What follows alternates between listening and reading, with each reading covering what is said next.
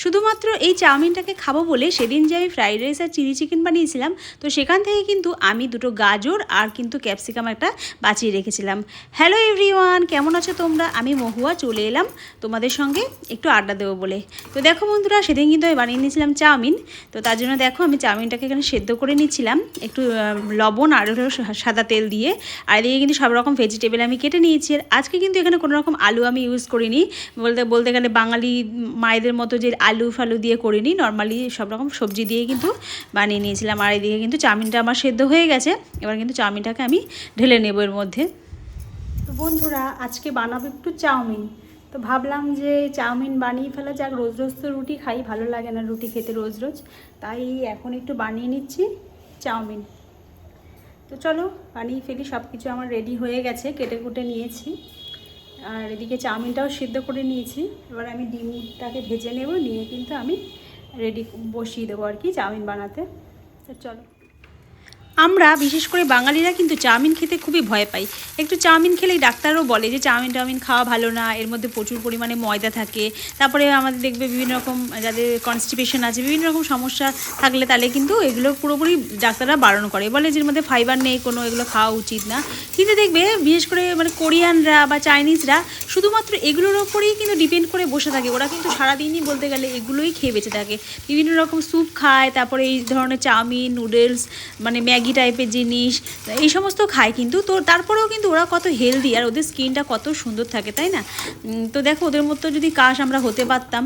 আর এদিকে দেখো চাউমিনটা গল্প করতে করতে তোমাদের সাথে হয়ে গেছে। তো দেখো কত সুন্দর হয়েছে না, খুব লোভনীয় হয়েছিল খেতে কিন্তু বেশ। বর দেখো রবিবার দিন নিয়ে চলে এসেছে মাটন। বললাম যে বিরিয়ানি খাবো, ও বললো না বিরিয়ানি খাবো না, মাটন নিয়ে আসে, অনেকদিন খাওয়া হয় না। তাই দেখো মাটন নিয়ে এসেছে। চলো মাটনটাকে ধুয়ে নিই, বেশি ধোবো না, বড় বড় সাইজ, ভালো সাইজ করে নিয়ে এসেছে। তো এদিকে দেখো মাটন বানানোর জন্য সব কিছু রেডি করে নিয়েছি। আর এদিকে গোটা রসুন দেবে মাটনের মধ্যে, তাই তোমাদেরকে সেটা দেখাচ্ছি। আর এদিকে কিন্তু সব মিক্সি দিয়ে করে নিয়েছি, শর্টকাটভাবে করব। আজকে বানাবো মাটন, আর তার সাথে বানাবো ঢেঁড়স সিদ্ধ। আর একটা টমেটো কেটে নেব মাটনে দেওয়ার জন্য।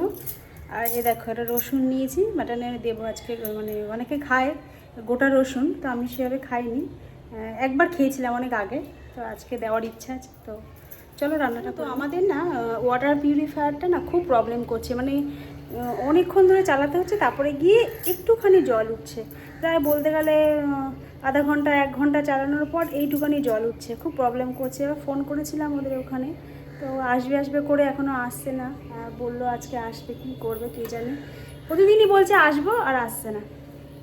আর জলের সমস্যা হলে তো জানোই কত সমস্যা, যে কী বলবো, জল না খেতে পারলে, আমি একটু জল বেশি খাই, জল না পেলে না মাথা খারাপ হয়ে যায়, ভালো লাগে না। চালিয়েছি, এখন কইটুকুনি জল ওঠে দেখি।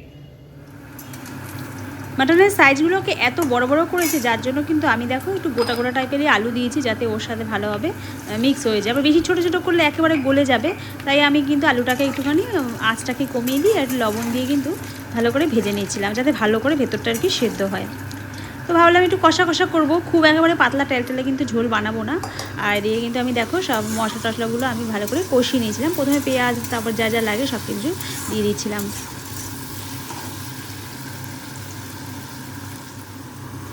আর আজকে মাংসটা কিন্তু রেয়াজি খাসি ছিল না, এমনি যে নর্মাল যে খাসি হয় না পাঠা, তো সেটার মাংস ছিল। আমি আর এদিকে দেখো আমি চা করে নিয়েছিলাম, তো একটু ভাবলাম চা খেয়ে নিয়ে, বরকে বললাম ও খাবে না, ও নিচে চলে গেছে। আর যার জন্য আমি একটু ভাবলাম যে আমি সেই রান্না করবো, দাঁড়িয়ে দাঁড়িয়ে একটু চা খেয়ে নিই। তো চা খেয়ে নিচ্ছিলাম এদিকে। আর কি বলো তো, সকালবেলা একটু চা না খেলে ঠিক ভালো লাগে না, একটু হলেও 1 কাপ হলেও কিন্তু খেতে হয়। তাই কিন্তু আমি খেয়ে নিলাম, লাল চা খেলাম বিশেষ করে, দুধ চা খেলাম না। আর এখন তো ওষুধ খেতে হয়, তাই কিন্তু খুব একটা চাটাকে অ্যাভয়েড করার চেষ্টা করি। দেখো বরকে বললাম তাল নিয়ে আসতে, বর কিন্তু এই তাল নিয়ে এসেছে, বড় সাইজের তালটা, আর সাথে নিয়ে এসেছে কলা। তো আর একটা আনতে বলেছিলাম, একটাতে কি বানাবো বলো, সেই যখন খাটবো দুটো হলেই ভালো হয়, তো একটা নিয়ে এসেছে, দেখা যাক কি করি। যেহেতু আমাদের বাড়িতে খুব একটা খাসির মাংস হয় না, তার জন্য কিন্তু আমি খুব একটা খাসির মাংস চিনি না, জানো তো। তো প্রথমে যখন মাংসটা এনে আমার কাছে দিয়েছে, আমি যখন ধুতে গেছি, তো সেখানে কোনো রকম সেভাবে তেল বা চর্বি জাতীয় জিনিস ছিল না।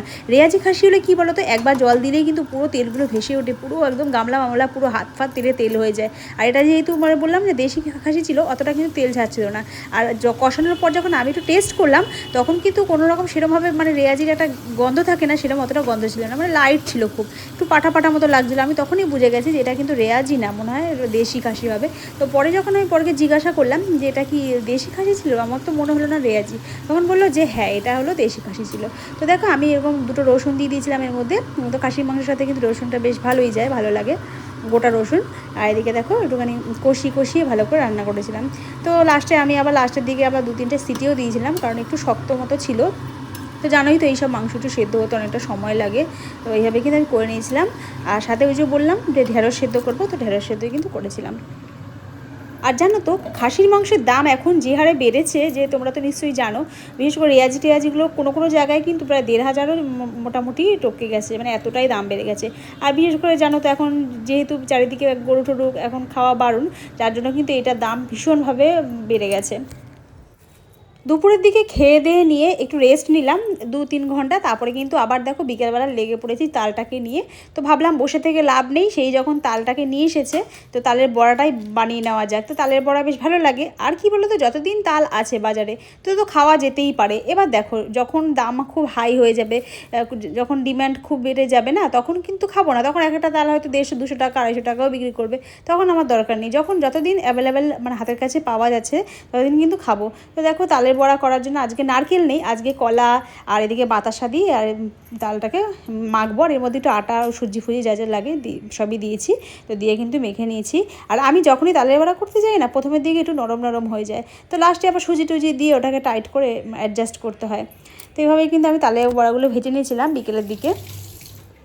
আর এই গরমের মধ্যে কিন্তু রান্নাঘরে কাজ করতে খুবই কষ্ট হয়, কিন্তু কী বলো তাও করতে হয়, কিছু করার থাকে না। আর আমার মনে হয় এই সমস্ত কাজ একটু শিখে রাখা দরকার, কারণ আমার মনে হয় আমার বাবা মা এই সমস্ত করে খাইয়েছে, তাহলে আমাকেও তো শিখে রাখতে হবে আমার পরবর্তী প্রজন্মের জন্য, যে তাদেরকেও খাওয়াবো, যাতে তারা বলতে পারে যে না আমার মাও তালের বড়া করতে পারে, আমার মা খাইয়েছে, এরকম আর কি ব্যাপার। তো তার জন্য দেখো সবই শিখে রাখতে হয়। আর এদিকে দেখো আকাশটা কত সুন্দর হয়ে গেছে বিকেলবেলা, পুরো মনে হচ্ছে পুজো আসবে এরকম অবস্থা। তো দেখো তোমাদের সাথে কথা বলতে বলতে এদিকে আমার তালের বড়াও কিন্তু হয়ে গেছে, আর এটা কিন্তু লাস্ট তালের বড়া ছিল, এইটুখানি করলে কিন্তু হয়ে যাবে। এদিকে আমার বড় একটু খেতেও চলে এসেছে তালের বড়া, আমি বললাম কেমন হয়েছে, বলেছে বেশ ভালোই হয়েছে তালের বড়াটা। তো এই ছিল আমার ভিডিও বন্ধুরা, তোমরাও বাড়িতে তালের বড়া বানাও গরম গরম, আর নিজেরাও খাও আর সবাইকে খাওয়াও। তো টাটা বন্ধুরা, আজকে ভিডিওটা এইটুখানি, ফিরে আসবো কিন্তু অন্য কোনো ভিডিও নিয়ে। আর তোমরাও খুব ভালো থেকো, সুস্থ থেকো, সুরক্ষিত থেকো। Tata, bye bye.